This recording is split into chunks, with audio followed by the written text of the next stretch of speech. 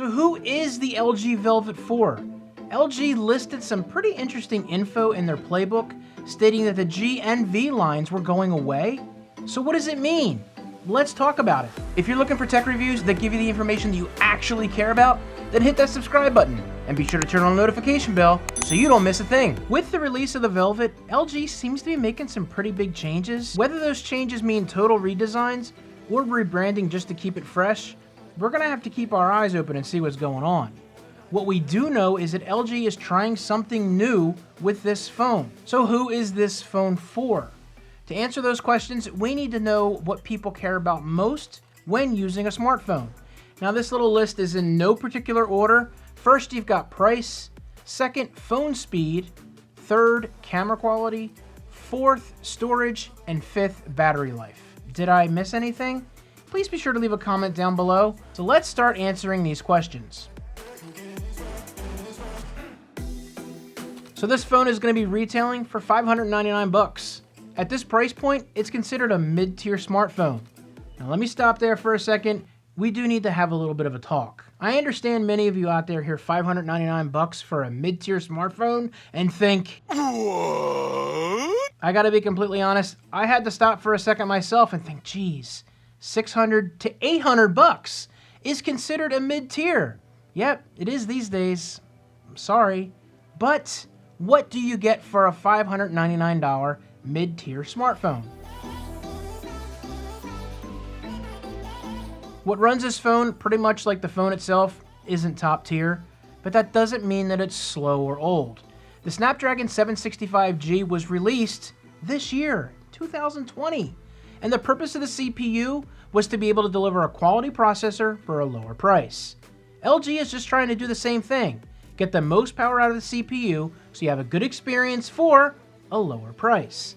So when you use the fingerprint scanner to get into your phone, it will happen quickly. When you want to open your camera, it will happen quickly. Hopefully the same goes for all apps. Nothing is more annoying than a phone thinking about wanting to open an app when you need to use it most. Listen, all phones are susceptible to this, but when it starts happening more and more, you get annoyed. By the way, if you do want to know the full specs of this phone, I'll leave a link in the description. Cameras on smartphones have become so important these days, people base an entire purchase off of how good the specs are on a phone. Well, it's also important to see what people are experiencing with using those great specs before you actually decide to spend your money. The LG Velvet again offers a great camera, but not as good as, say, the V60, which is to be expected. But that doesn't mean that you're even able to tell the difference between the two. And let's be honest, 9 times out of 10, people just take pictures and share them with their friends and family online. So for that, most phones will do a good enough job. But for a phone like the Velvet, I think you're going to get some pretty great pictures. As a matter of fact, I am sharing some of those results on Instagram. If you want to follow me there, @TechExamined, and I'll leave a link in the description so you can go over there. Along with the photos, the phone can also shoot up to 4K, which is finally becoming a standard on many smartphones, even budget ones. However, we gotta go back to the phone's ability to process what you shot. So, what we've seen on the Velvet so far looks good, but of course I want to test it out some more. In fact, I will be doing some full head-to-head comparisons soon with this phone, so be sure to hit that subscribe button and turn on notification bells so you don't miss those videos. So with taking all those high-res pictures and 4K video, you're gonna need some storage. The Velvet does come with 128 gigs of storage, which I think is a good amount to offer. Of course, it also offers expandable storage up to 2 terabytes, which will allow you to really not worry about space. Now, while I'm all for using the internal storage on your phone, some people will use as much storage as possible. But keep in mind, the more you fill your phone, the slower it will begin to operate. So don't hesitate to spend some money on storage for the phone. If you want some options for micro SD cards, I'll leave a link down in the description for some speedy ones. Now, I also want to let you know there is an option to upload your photos and video to the cloud, so it keeps them off your phone altogether. While this is supposed to be secure, as always, be careful. The nice thing is if you lose or break your phone, you'll never lose your photos or video. With all these awesome features and powerful cameras, the phone's gotta last a day. This might be the biggest complaint I hear from people who own smartphones. I love the phone, but it doesn't last a day. The Velvet has a 4300 milliamp battery, which is charged via USB Type-C, the best of the best. The latest and greatest Quick Charge 4.0, again, some of the best, and wireless charging. So if you somehow run through the battery before the end of the day, you can quickly charge and get back off the cable.